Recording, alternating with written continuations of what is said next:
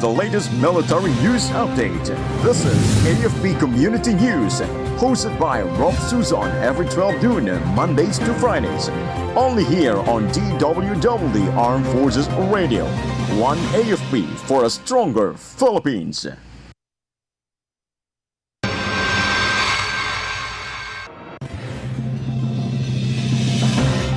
Department of National Defense Executives welcomes ACICE delegation to boost cybersecurity ties. Philippine Army and Bureau of Immigration sign Memorandum of Understanding to strengthen security cooperation. GSIS income hits over 340 billion in 2025, assets near 2 trillion. Pala says Philippines pushes security, economic and social agenda as ASEAN chair for 2026.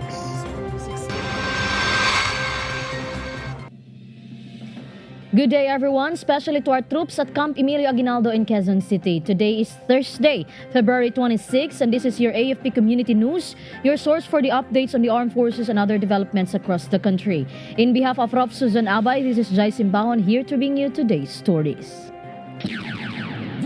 DWDD Armed Forces News. And the Department of National Defense and its bureaus welcomed the delegation from ASEAN Defense Ministers meeting, Cybersecurity and Information Center of Excellence, in a series of meetings at Camp Aguinaldo. The delegates from Singapore were led by Brigadier General Nang Pak Chun, Policy and Strategy Defense Policy Office of the Singaporean Ministry of Defense, and Singapore's representatives to the ACI's Advisory Board, and Ms. Yo So Peng, Executive Director of ACI's. The ACI's delegation met with the Assistant Secretary for Defense Technology Research and Industry Development, Agosto Vigaite, Armed Forces of the Philippine Civil Military Operations Command Commander, Lieutenant General Arvin R. Lagamon, AFP Cyber Command Brigadier General Joey T. Fontiveros, DND Assistant Secretary for Defense Communications Arsenio R. Andolong, National Defense College of the Philippines President Christine June P. Carino MNSA, to discuss different agendas relating to cyber and information domains. Meanwhile, the visit was also part of the preparations for the 5th ACI's Advisory Board meeting scheduled for April 2026 to be hosted by the Philippines as chair of ASEAN 2026. DWDD Armed Forces News. And the Commanding General of the Philippine Army, Lieutenant General Antonio G. Naferrete, and Bureau of Immigration Chief Joel Anthony M. Viado signed a Memorandum of Understanding at the headquarters Philippine Army, Fort Andres Bonifacio in Taguig City. The MOU aims to strengthen both organizations' security cooperation. During the signing of the MOU, Lieutenant General Naferrete emphasized the significance of the whole-of-government approach to national defense. BI Commissioner Viado underscored the Bureau's critical role as the country's frontline agency in monitoring the entry and exit of foreign nationals to the country. Meanwhile, PA and BI senior officials also witnessed the MOU signing ceremony, reflecting the high-level commitment of both institutions to a strong and sustained cooperation. DWDD Armed Forces News. Armed Forces Radio. And now let us hear some information from Joanne about Militiang Bayan member surrenders firearm and explosive materials in San Mariano, Isabela. Joanne? A former member of the Militiang Bayan voluntarily surrendered a Garand rifle, ammunition, and explosive-making equipment to the 95th Infantry Battalion, Philippine Army on February 21 in San Mariano, Isabela. This surrender is attributed to the government's continued engagement and appeal for communist terrorist group supporters to choose a peaceful life with their families and community. The surrendered items were properly documented and secured to ensure public safety and prevent security threats. Lieutenant Colonel Erickson Bulosan, 95th IB Battalion Commander, praised the decision and urged other armed groups members to take the opportunity to surrender. This success is part of the 5th Infantry Division's preparation for intensified external security operations and contributes for reducing insurgency threats in the area. This is John Sagak reporting for AFP Community News, One AFP for Stronger Philippines.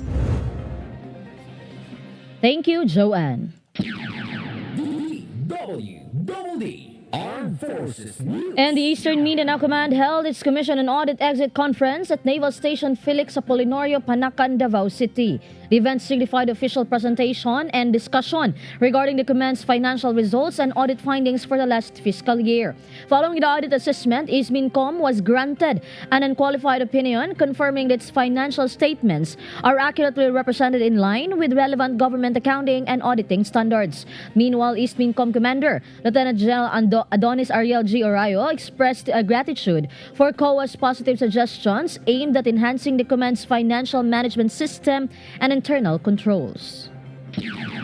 DWDD. Armed Forces News. And 31 former supporters of the Communist Terrorist Group officially expressed their commitment to peace and active civic participation during a ceremony conducted at the Valenzuela City Police Station, Valenzuela City.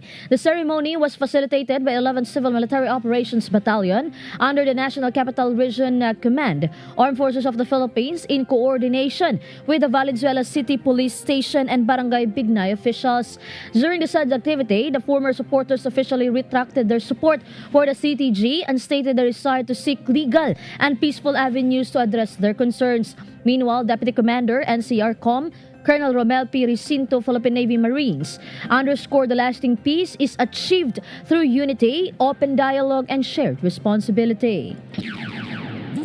DWDD. Armed Forces News. Armed Forces Radio.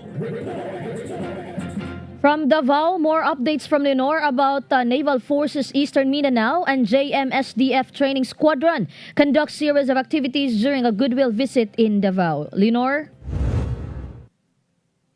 The Naval Forces Eastern Mindanao and the visiting Japan Maritime Self-Defense Force Training Squadron conducted series of meaningful activities as part of the latter's goodwill visit in Davao City. The JMSDF delegation hosted a formal reception aboard JS Yamagiri TV 3515, wherein highlight of the event was the traditional Japanese ceremony known as Kagamaiwari at Kagami Biraki, or in which wooden mallet is used to break open the lid of a safe barrel. The JMSDF Training Squadron Training Division 1 also joined in a guided camp tour at Naval Station Felix Apolinario.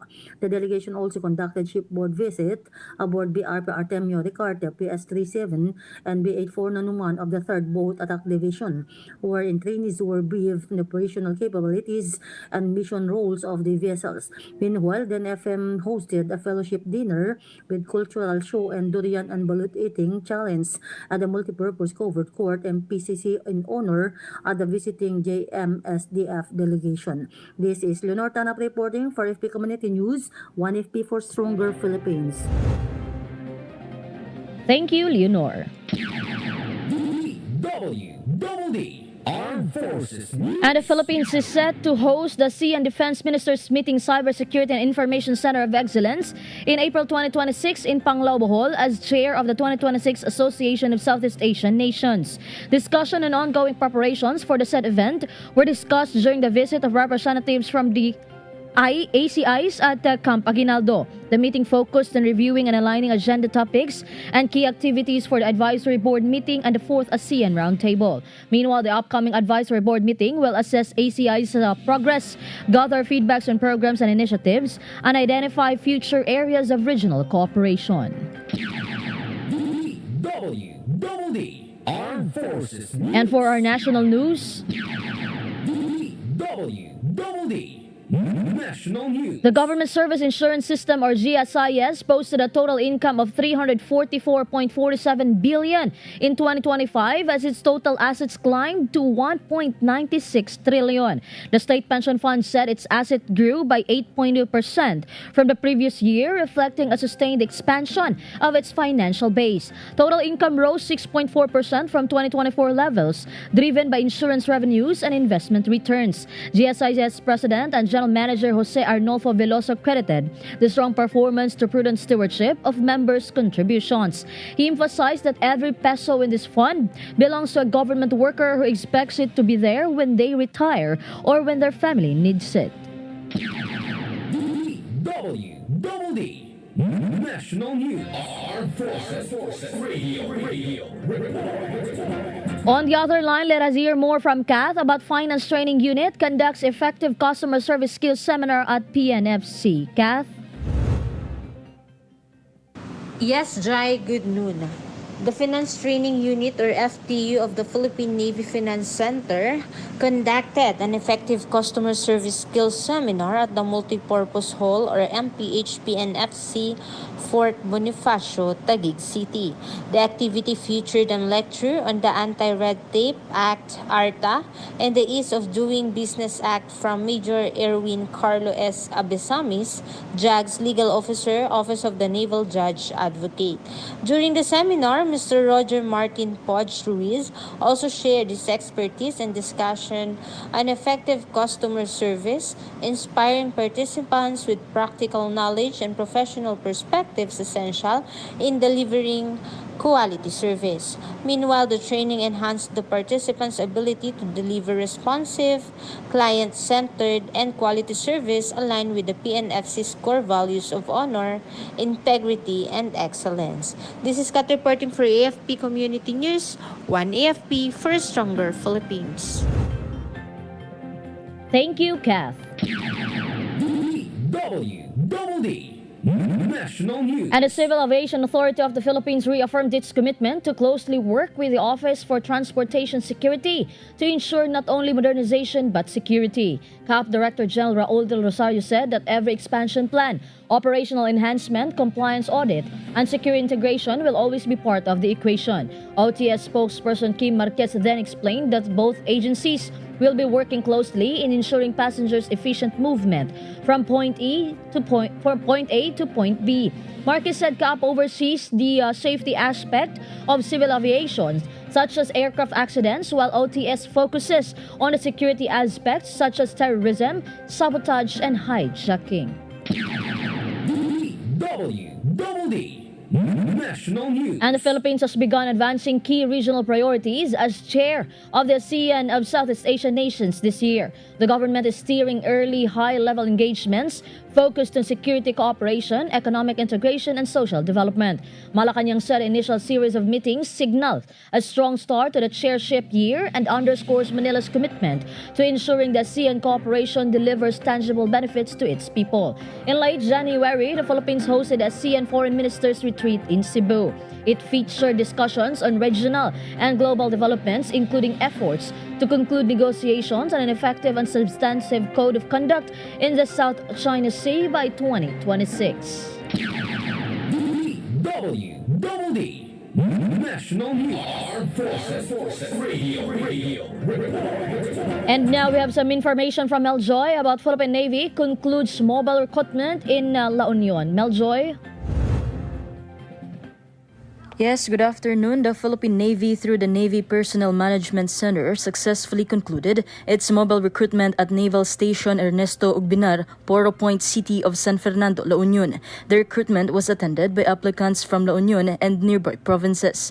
With the support of the Northern Luzon Naval Command, the Navy Personnel Management Center team conducted the Armed Forces of the Philippines Service Aptitude Test, initial screening, document verification, and a neuropsychiatric examination. On the final day, applicants completed the remaining requirements as part of the enlistment process. The activity was organized and orderly, ensuring that all candidates were properly guided throughout each stage. The mobile recruitment aims to make it easier for aspiring applicants in Northern Luzon to apply and start their journey in naval service. By bringing recruitment closer to the community, the Philippine Navy continues to open opportunities for those who are ready to serve.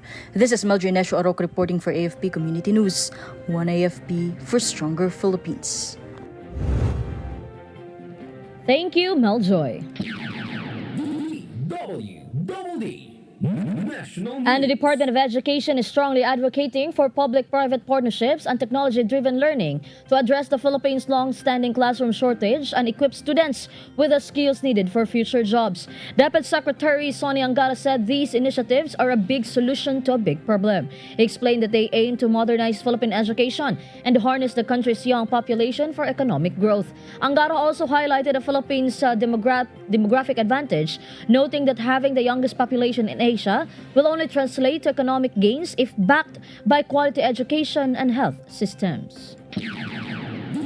DWDD National News. And minimum wage earners in the Davao region are set to receive higher pay starting next month. This came after the Regional Tripartite Wages and Productivity Board approved a 20 peso increase in the daily minimum wage for agriculture sector and 30 peso for the non-agriculture sector. The Department of Labor and Employment said the wage hike will be implemented in 2 tranches this year, March 13 and September 1. Once fully implemented, the new rates will raise the daily minimum wage from 505 to 525 peso in the agriculture sector and 510 to 540 pesos in the non-agriculture sector.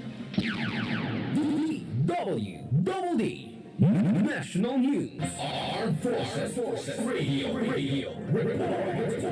And now let us hear more updates from Jess about 903rd Infantry Brigade supports anti-criminality program in Sorsogon. Jess? Yes, good afternoon. The 903rd Infantry Brigade, together with the 3rd Civil Military Operations Company Philippine Army, actively participated in the Anti-Criminality Defense Program 2.0, spearheaded by the Sorsogon Police Provincial Office in Castilla, Sorsogon. The initiative aims to strengthen coordination among the Philippine Army, Philippine National Police, local government units, and the community to intensify the campaign against criminality and sustain peace and order throughout the province.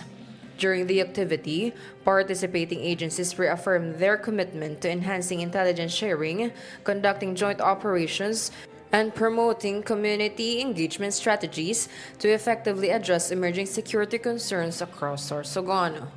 The event underscores the unified stand of security forces and stakeholders in building safer and more resilient communities. This is Jess from Solcom reporting for AFP Community News, one AFP for a stronger Philippines. Thank you, Jess. DWDD.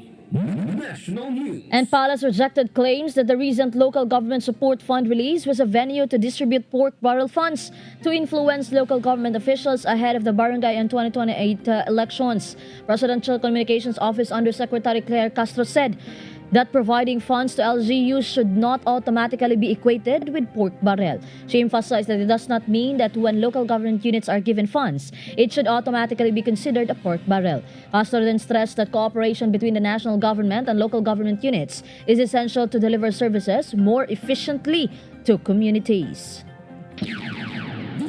DWDD.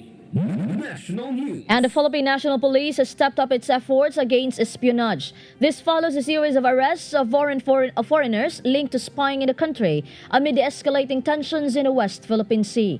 PNP Chief General Jose Melencio Nartates Jr. said they are now coordinating with the Armed Forces of the Philippines and other government agencies, like the Bureau of Customs, to maximize the efforts. Nartates emphasized their mandate to maintain peace and order includes a commitment to protect the interests of the Filipino people and the sovereignty of our country from any foreign threat.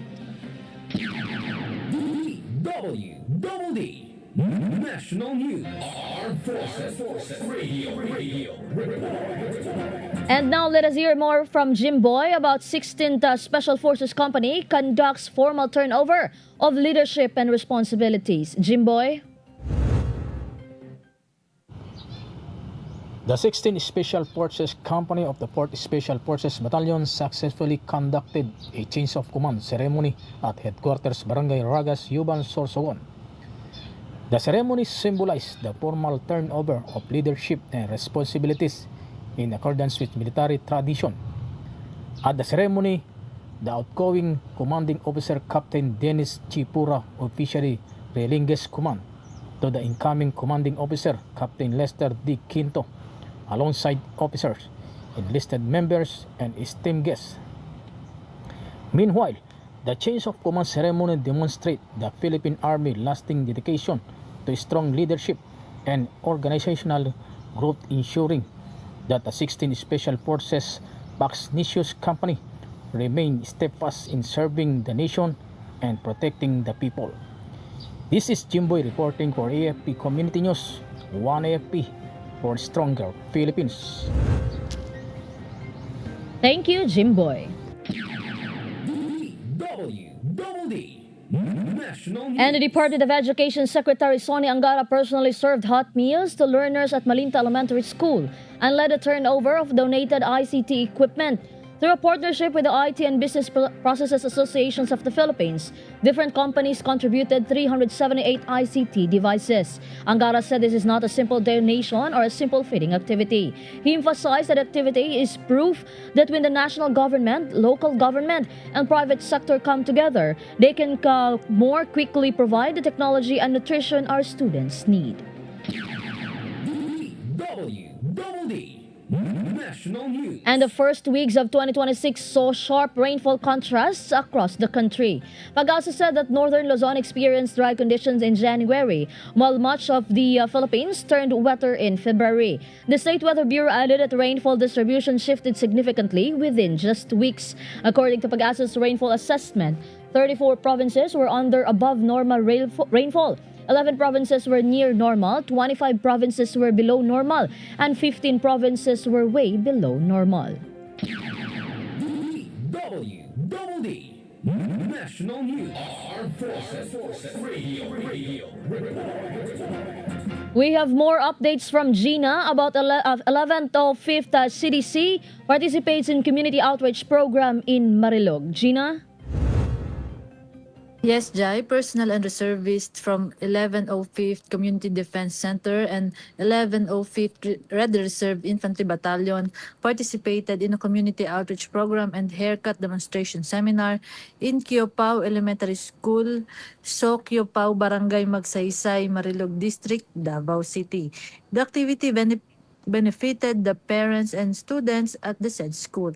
The said initiative was led by Rizal Memorial with support from Bravo Company, 27th Infantry Battalion of the 10th Infantry Division. Meanwhile, the event highlighted the significance of fostering a strong collaboration between military and civilian sectors for the sustainment of peace and security as well as for socio-economic growth.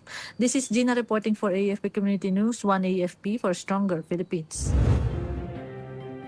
Thank you, Gina. We have another update from Beth about PVAO Administrator visits Eastern Mindanao Command. Beth?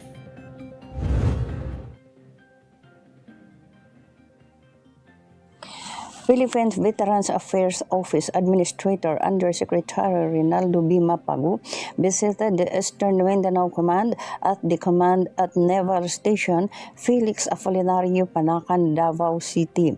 Undersecretary Mapagu was accorded full military honors and warmly received by Eastern Commander Lieutenant General Adonis Ariel G. Orio.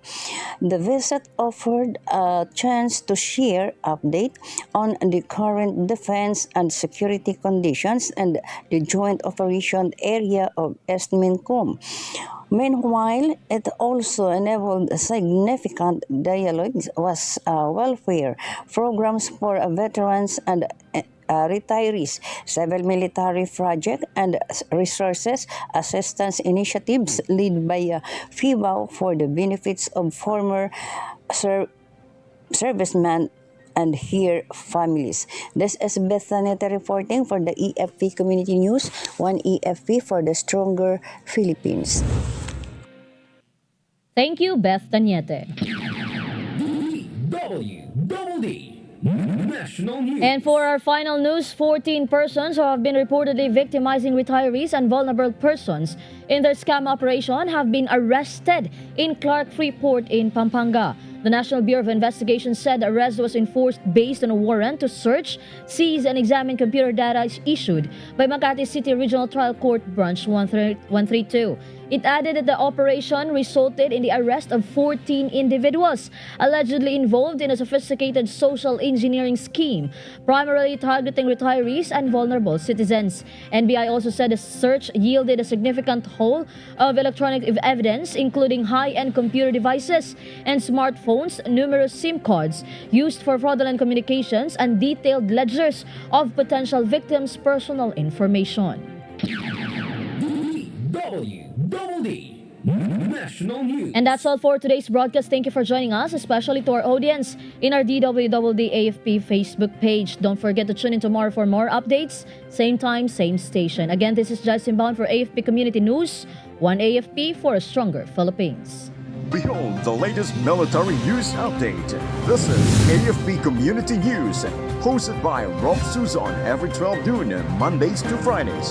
Only here on DWDD Armed Forces Radio. One AFP for a stronger Philippines.